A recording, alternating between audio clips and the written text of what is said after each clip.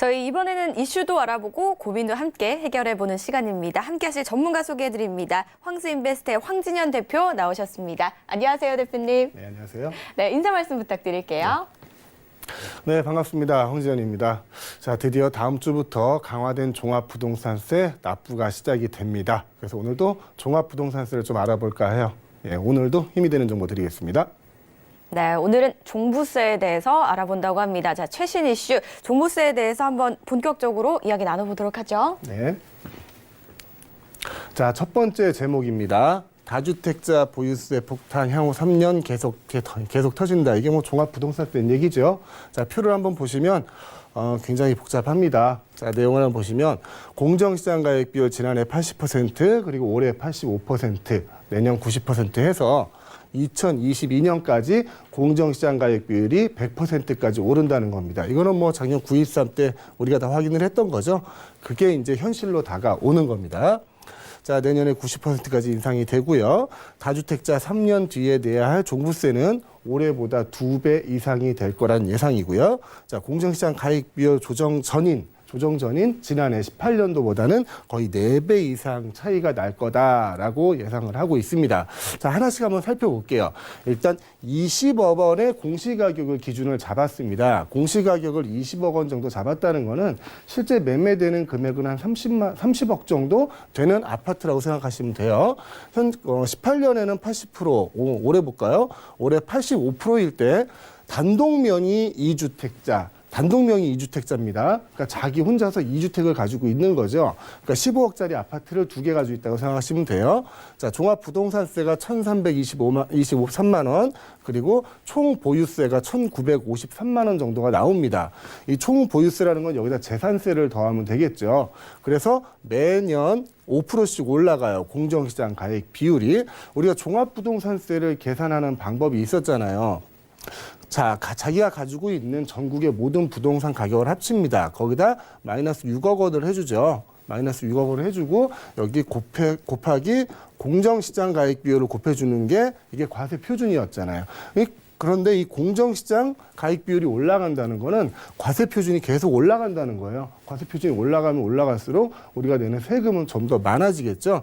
그래서 똑같이 20억 원을 가지고 공시지가도 지금 매년 올라가고 있잖아요. 정부에서 이제 공시지가를 현실화시키겠다라는 얘기를 많이 했었는데 2022년에 막 24억 원 정도의 공시지가를 가지고 있다고 하면 공시가격을 가지고 있다고 하면 자, 종합부동산세는 2,375만 원, 총 보유세는 3,129만 원까지 올라간다라는 겁니다.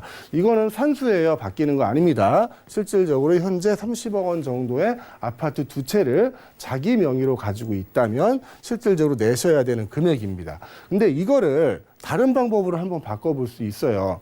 우리는 세금을 절약을 할 수는 있잖아요. 절약하는 방법이 이 공동명의나 단독명의, 자, 요 차이인데 지금 단독명의로 다 가지고 있으면, 자기가 다 가지고 있으면 종합부동산세나 양도세 같은 경우는 대표적인 인별합산 금액이거든요. 인별합산입니다. 사람별로 합산이 된다는 얘기죠. 그래서 자기 명의로 가지는 게 많으면 많을수록 나는 종합부동산세를 많이 내는 거예요. 대신 내 명의가 아니고 명의가 서로 나눠져 있다면 종합부동산세는 많이 떨어지겠죠. 그래서 공동명의를 많이 진행을 합니다. 부부간에 공동명의를 많이 진행을 하고 요즘 뭐 뉴스 보시면은 뭐 그 종합부동산세를 피하기 위해서 증여 같은 편법을 많이 쓴다라고 하는데 증여를 통해서 명의를 나눌 수도 있겠고요. 또는 저 매매를 통해서 명의를 나눌 수도 있겠죠. 그래서 명의를 나눠 놓으면 대표적인 인별과세 세액인 종합부동산세와 양도소득세를 절감 효과를 볼 수 있습니다. 특히 양도세 같은 경우는 누진세율이잖아요. 양도세는 가액이 크면 클수록, 양도 차익이 크면 클수록 더 많은 세금을 내는 거고 종합부동산세도 마찬가지잖아요. 근데 그거를 부부 각각 1주택으로 봤을 때예요. 여기는 혼자 2개를 가지고 있을 때고 부부 각각 1주택으로 봤을 땐 금액이 많이 바뀝니다. 올해 똑같은 가격을 기준으로 종합부동산세는 각 195만 원이 나옵니다. 각 195만 원, 그러니까 합쳐서 한 400만 원이 좀 안 나온다는 거겠죠. 그리고 총 보유세 합계는 1,020만 원입니다. 자, 위에서 보시면 거의 한 1,000만 원 차이가 나죠. 굉장히 큰 차이예요. 근데 이거를 22년 공정시장 가입 비율이 100%까지 가는 22년을 기준으로 보면 더 차이가 납니다. 종합부동산세가 각 387만 원이 나오죠. 넉넉히 잡아도 600만 원이 안 나오는 건데 혼자 두 채의 집을 가지고 있으면 2,375만 원의 종합부동산을 내셔야 됩니다. 그리고 보유세 합계가 합쳐서 1,528만 원이 나오는데 혼자 가지고 있으면 그 두 배가 나오죠. 3,129만 원이 나올 수 있다는 겁니다. 자, 이 내용은 다시 한번 말씀드리지만 산수거든요. 정해진 내용이에요. 정해진 내용이니까 지금 절세할 수 있는 방법을 저희가 말씀을 드리잖아요. 공동명의를 하든가 최대한 명의를 나누는 게 종합부동산세나 양도소득세에 대해서는 굉장히 유리하다라고 말씀을 드리고 있으니까 그 방법을 한번 생각하셔서 절약할 수 있는 방법을 한번 찾아보시기 바랍니다. 자, 이 다음 내용 가기 전에 오랜만에 세금 얘기를 하니까 이 부동산을 하면서 이제 내는 세금을 한번 정리를 해볼게요. 첫째는 거래세가 있겠죠. 크게 거래세가 있고 두 번째는 뭐가 있을까요? 보유세가 있겠죠. 보유세가 있는데 거래세 대표적인 게 이제 취득세입니다. 취득세가 있고 또 양도세가 있겠죠. 양도세가 있고 보유세가 대표적인 게 이제 종합부동산세 지금 말씀드린 그리고 여기 재산세가 있습니다. 재산세가 있는데 자 취득세는 딱 정해진 거잖아요. 딱 정해져 가지고 기본적으로 4.6% 주택에 관해서만 1.1에서 3.3까지 나누신다라는 내용이었고요. 양도소득세는 뭐 아시죠? 조정지역이고 비조정지역에 따라 나눠가지고 최고 62%까지 내실 수 있다는 거 중과되면 자 이제 보유세에 대해서 한번 알아볼 텐데 종부세는 지금까지 설명을 드렸고요. 종부세를 납부하실 때 이 방법이 있어요. 마지막에 이제 과세표준이나 세금이 나오면 이제 누진 공제되는 부분이 있습니다. 과표별로 기본 공제되는 부분이 있고 거기에 이제 기존에 납부했던 재산세가 빠지는데 이 재산세가 구조가 좀 이렇게 돼요. 재산세가 첫 번째는 재산세가 있습니다. 재산세 그 재산에 대해서 오로지 그 나오는 재산세가 첫 번째가 있고요. 여기 더하기 도시계획분이라는 게 있어요. 도시계획분이라는 거 있고요. 여기 더하기 농특세. 농특세 이 세 가지가 재산세예요. 이 세 가지를 더해서. 근데 재밌는 건 뭐냐면 실질적으로 그 재산에 대해서 나오는 재산세보다 이 도시계획분이 더 많다는 겁니다. 재산세를 10만 원이라고 계산하면 도시계획분이라는 거 한 12만 원 정도가 나와요. 실질적으로. 그래서 내가 만약에 한 30만 원 정도의 재산세를 납부를 했다라고 했을 때 종합부동산세에서 그럼 나는 30만 원이 빠져야 되지 않냐라고 생각하시는 분이 계시는데 그거 아닙니다. 요 부분만 빠지는 거예요. 요 부분만. 이 도시계획분이나 농특세 이런 건 안 빠집니다. 그래서 계산이 좀 틀려질 수 있어요. 여하튼 이 부동산 세금에 대해서는 거래세와 보유세 이 두 가지로 나눌 수 있다는 거 다시 한번 정리를 해봤습니다. 자, 그럼 다음 거 한번 볼까요? 자, 요번 제목은 요래요. 조정지역 때 매입한 1주택자 2년 거주요건 채워야 비과세. 자, 요게 기준일이 아주 재밌습니다. 내용을 한번 보시면. 자, 종합부동산 세율이 최고 3.2에서 2.7%까지 떨어집니다. 조정지역이었다가 규제지역이 아닌 곳으로 풀리면요. 그리고 세부담 상한도 200%에서 150%로 낮아집니다. 이게 대표적인 지역이 지금 이거죠. 부산이요. 부산하고 이제 경기 고양시나 이제 남양주시 이런 경우가 지금 우리 조정지역에서 빠졌잖아요. 이 조정지역에서 빠진 걸 가지고 지금 얘기를 하는 거거든요. 그래서 그 지역에 대해서 현재 부동산 투자를 진행해서 매입을 하면 이렇게 세율이 낮아진다는 얘기입니다. 그리고 다주택자에게 부과되는 양도세 중과죠. 최고 62%까지 중과가 되잖아요. 6에서 62%까지. 근데 조정지역에서 빠지면서 이제 6에서 42%까지로 낮아진다는 얘기고요. 자, 조정 대상 지역이 아닌 곳에선 거주 기간과 관계없이 2년 이상 보유만 하면 됩니다. 근데 조정 지역에서는 2년 거주를 해야 되죠. 거주를 해야 됩니다. 근데 이게 기준일이 있어요. 자, 2년 거주에 대한 기준일은 17년 8월 2일이에요. 17년 8월 2일 이전에 거기에 주택을 구입하셨다면 2년 거주에 대한 해당 사항이 없습니다. 근데 17년 8월 2일 이후에 이 조정지역 내에서 주택을 구입하셨다면 2년 이상 보유를 하셔야 양도소득세 비과세 요건을 받을 수 있어요. 1주택자에 하나는 겁니다. 다주택자 아니고요. 근데 비규제 지역은 요런 지역 있죠. 부산, 경기, 고양, 남양주 지금 풀린 지역. 이 풀린 지역은 그날 이후로 매입을 하면 2년만 보유를 하시면 된다는 거죠. 그러면 양도세 비과세를 받을 수 있다는 얘기고요. 자, 대체주택 취득일이 조정 대상 지역 해제 전이면 기존 주택을 2년 안에 팔아야 되고요. 2년 이내에 파셔야 비과세를 받을 수 있고요. 그 외의 지역에서는 이제 3년 이내 파시면 되죠. 어디 있을까요? 여기 있네요. 자, 일시적 이주택자에 대한 얘기죠. 일시적 이주택자 양도 비과세가 기존 조정지역 내에서는 기존 주택을 2년 내에 매각을 하셔야 됩니다. 기존 주택을. 근데 그 외의 지역에서 3년 내에 매각을 하시면 된다는 거고요. 자, 다른 내용도 있죠. 분양권 양도소득세 조정지역은 50%, 그 외의 지역은 6에서 50%, 그리고 종합부동산세도 있습니다. 0.6에서 3.2%가 조정지역에서 이루어지고요. 그 외에는 0.5에서 2.7%만 내면 되는 거죠. 근데 여기서 좀 헷갈려 하시는 게 장기보유 특별공제 이거거든요. 장기보유 특별공제는 조정지역 내에서는 이렇게 됩니다. 다주택자는 아예 안 돼요. 다주택자는 아예 안 되고요. 자, 9억을 초과하는 1주택자가 2년을 거주를 했을 때도 장기보유 특별공제를 받을 수 있습니다. 그게 언제부터 적용이 되냐면 2020년부터 적용이에요. 내년부터 적용이에요. 그러니까 지금 자체는 적용이 안 되고 있고요. 장기보유 특별공제를 비규제 지역에서는 1주택자는 최대 80%까지 받을 수 있고요. 다주택자는 최대 30%까지 받을 수 있습니다. 근데 이게 기간이 다른 게 1주택자는 최대 80%까지 받으려면 10년이면 돼요. 10년 이상만 보유를 하시면 장기보유 특별공제를 80%까지 받을 수 있습니다. 근데 다주택자가 30%의 장기보유 특별공제를 받으려면 15년을 보유하셔야 돼요. 15년을 보유하셔야 30%의 장기보유 특별공제를 받을 수 있습니다. 자, 장기보유 특별공제는 이거 양도세에 필요하신 거예요. 양도소득세. 자, 이 얘기를 왜 드리냐면은 조정지역에서 지금 해제된 지역이 있기 때문에 그 조정지역에서 해제된 그 지역에 대해서 기준일을 말씀드리려고 저희가 그러는 거예요.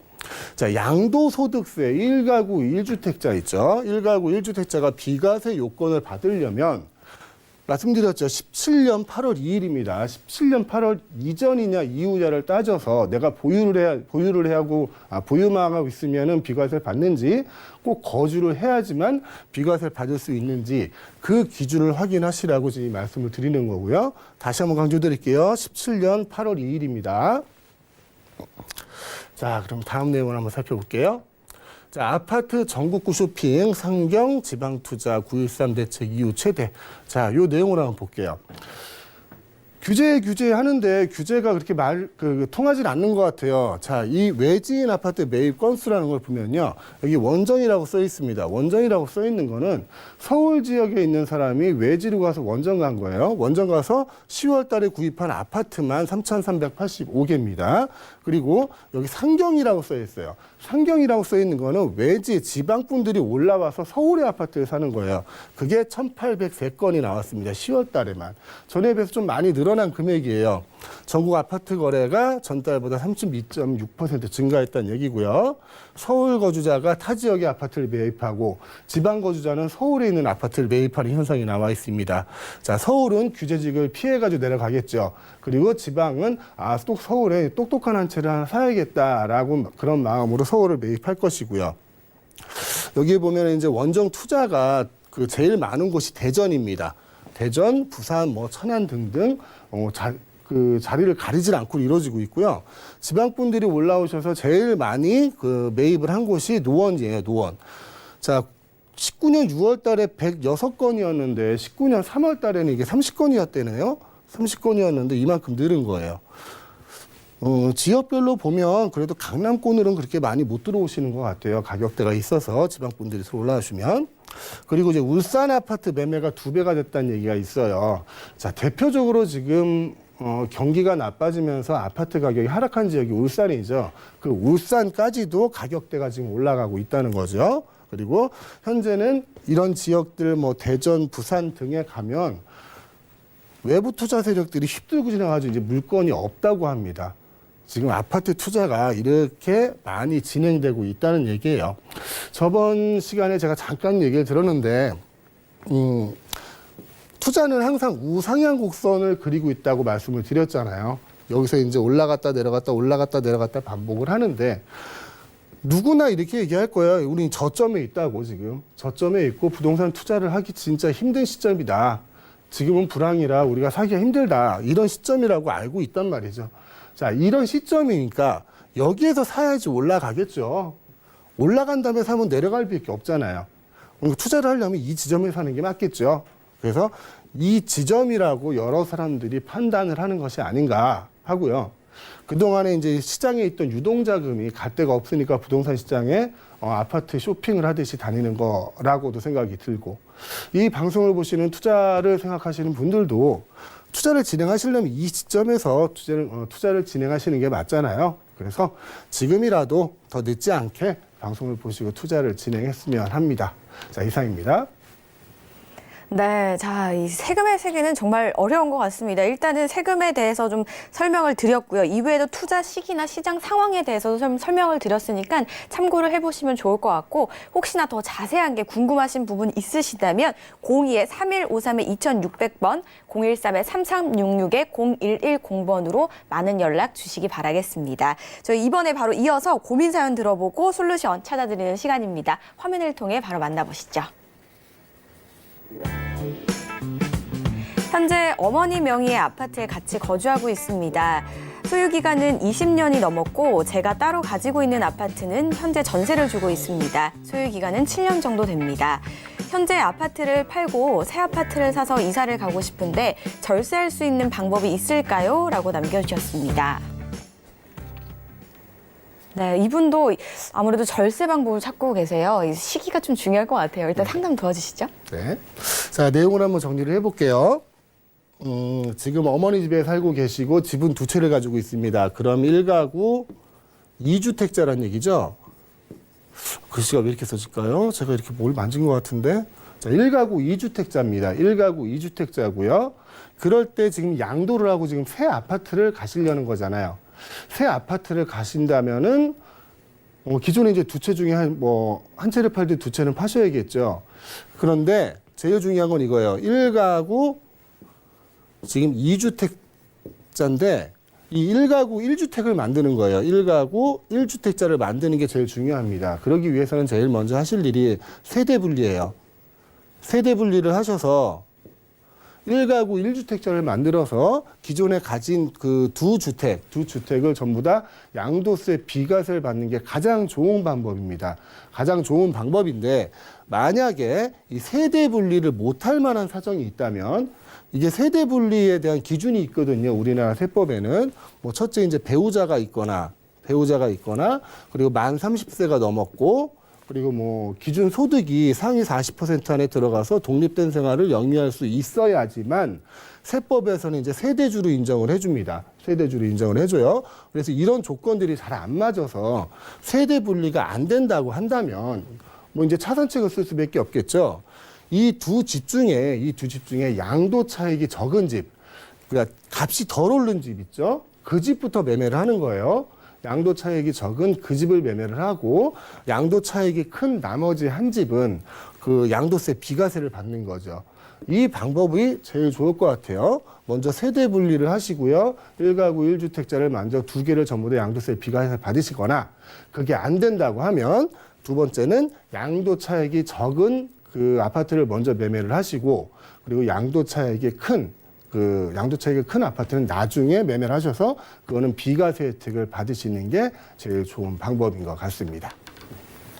네, 일단 가장 첫 번째 방법은 1가구 1주택으로 만드셔서 세대 분리를 한다라는 거, 그리고 두 번째 방법은 양도 차익이 적은 집을 매매를 하시고 큰 집을 나중에 매매를 하시는 방법으로 두 가지로 설명을 드렸으니까 꼭 참고를 해주시기 바라겠습니다. 혹시 더 궁금하신 점 있으시다면 02-3153-2600번, 013-3366-0110번 많은 연락 주시기 바랄게요. 저희 세미나 설명 한번 드리도록 하겠습니다. 화면을 통해 만나보시죠.